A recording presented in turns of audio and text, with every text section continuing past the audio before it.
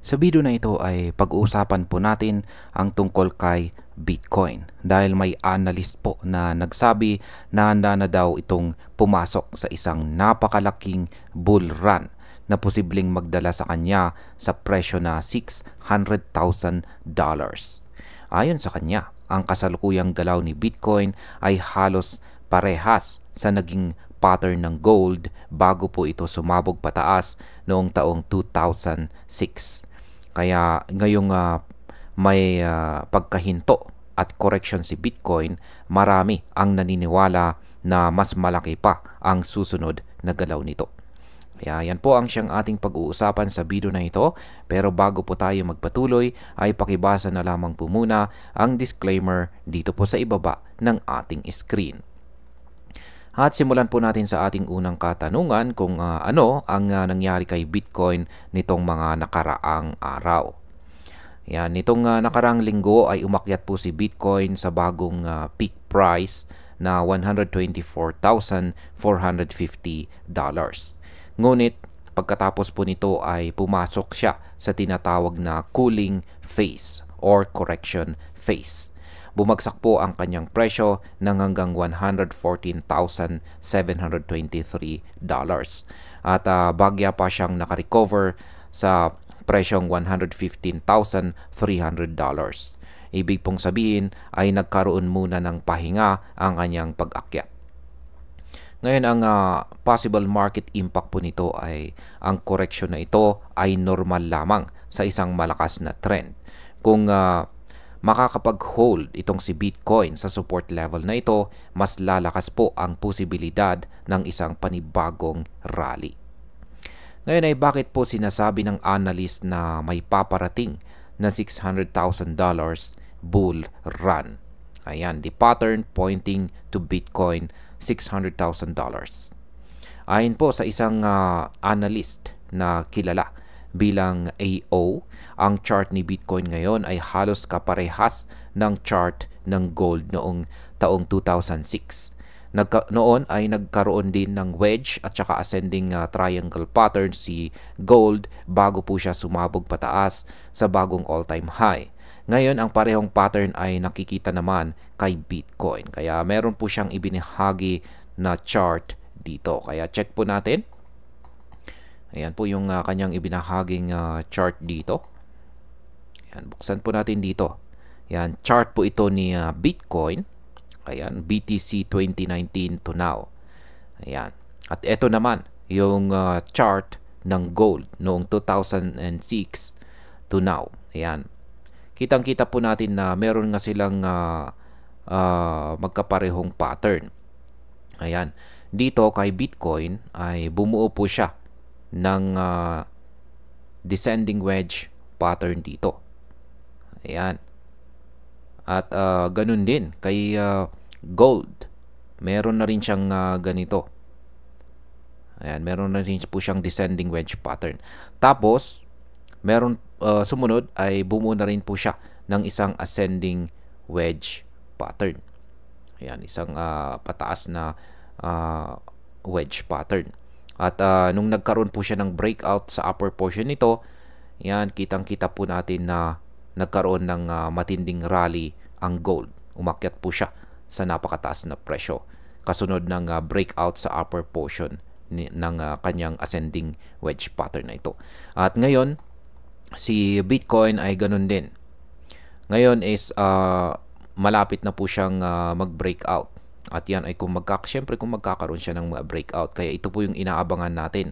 Kung magkakaroon po siya ng breakout sa upper portion ng ascending wedge pattern natin dito, ay yan, makakaranas po siya ng matinding pag-angat sa presyo. Kung yan na rin ang kung gagayahin niya yung pattern na ito or tutularan niya yung pattern na ito ng gold, kasi kahawig na kahawig. Kung titignan talaga natin, kung i-compare talaga natin, is talagang magkahawig. Ayan, kaya kung ganito na ang mangyayari kay Bitcoin, magkakaroon siya ng breakout dito. Yan, possible po na base po sa calculation ng analyst na nagbahagi po sa pattern na ito, ay possible raw na aabot ng hanggang $600,000 ang magiging presyo ni Bitcoin. Kaya yan, ang tindi, ang taas. Yan, balikan po natin ang ating balita dito. Ayan. Ang possible market impact po dito ay kapag nagmaterialize po ang pattern na ito, ay posibleng makakita tayo ng mabilis na pag-akyat na hindi lang basta rally kundi isang parabolic move. Ibig pong sabihin ay pwede pong masira ang kasalukuyang resistance at magtuloy-tuloy sa kanyang panibagong record highs. Ngayon ay ano po ba ang kahulugan ng comparison kay gold? Kung titignan po natin kasi ang kasaysayan, ang gold ay matagal nang itinuturing na pinaka-importanting store of value. Noong taong 2006 hanggang 2011, halos doble at triple ang kanyang presyo. Ngayon, ang sinasabi po ni AO ay si Bitcoin ay naglalakad sa parehong landas. Kung tama ito, posible pong makita natin si Bitcoin na umakyat lampas kalahating milyon kada coin bago matapos ang taong 2026. Kaya ang possible market impact po dito ay ang ganitong scenario ay makapagbibigay ng malaking confidence sa mga institutional investors na papasukin si Bitcoin bilang alternative sa gold. Kung mas maraming pera ang papasok, mas mataas ang demand at tataas lalo ang presyo. Yan, para po sa mga baguhan, ano naman po ang tinatawag na digital gold? Matagal na pong binibigyan si Bitcoin, matagal na pong binibinyagan itong si Bitcoin bilang digital gold.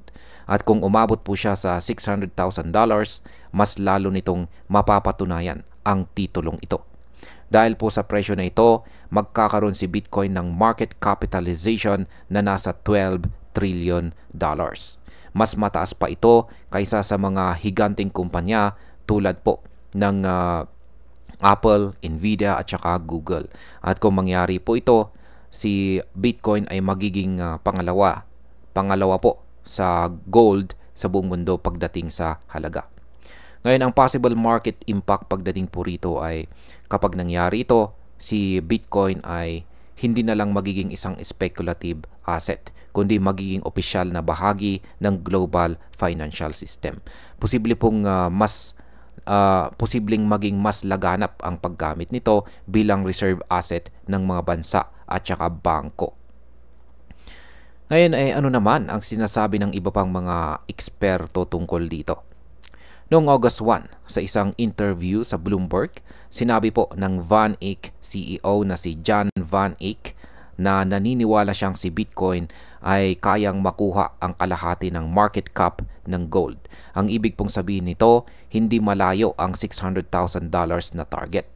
Sinabi din niya na habang tumatagal ay mas nagiging matured si Bitcoin at mas tinatanggap bilang reserve asset. Samantala, ang Mexican billionaire naman na si Ricardo Salinas Pliego ay mas bullish pa. Naniniwala siyang si Bitcoin ay balang araw ay tatalunin ang gold na may $22 trillion market cap. Batay po sa mabilis na paglaki ni Bitcoin noong taong 2023 na 156% at 121% noong 2024, malinaw na mas mabilis ang kanyang pag-usad kumpara sa gold.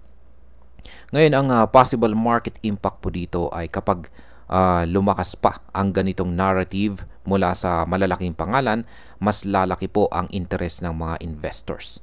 Kaya ang epekto nito ay mas malaking capital inflow na magtutulak pataas sa presyo ni Bitcoin. Bilang panghuling katanungan ay ano po ba ang ibig sabihin ng $600,000 target para sa market? Ayan, kung si Bitcoin ay umabot sa $600,000, makikita natin ang pagtaas ng kanyang halaga ng 421% mula sa kasalukuyang presyo. Ito ay hindi maliit na bagay dahil magiging isa po siya sa pinakamalaking financial asset sa buong mundo. Maraming altcoins din ang posibleng sumabay dahil sa spillover effect ng liquidity at hype. At ang pagdating po sa market impact nito ay hindi lang si Bitcoin ang makikinabang. Kapag umangat po kasi siya ng ganito kataas, halos buong crypto market ay susunod dahil tataas ang overall confidence ng mga investors. Yan, bilang panghuli, para po sa akin, ang prediction na $600,000 ay posible pero hindi po madali. Maraming kailangang factors tulad po ng global adoption, support ng institutions at stability ng regulations.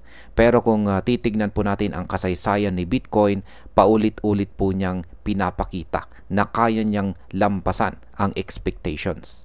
Ang pattern na pinapakita ngayon ay pwedeng maging simula ng mas malaki at mas makasaysayang bull run. Kaya ang masasabi ko po dito ay dapat maging handa po tayo bilang mga traders at investors dahil kung tama po ang projections, si Bitcoin ay papasok na sa susunod na yugto ng kanyang kwento bilang digital gold. At ayan, hanggang dito na lamang po tayo sa video na ito mga ka-crypto. Marami pong salamat sa panonood. Ingat po tayo lagi at God bless po sa ating lahat.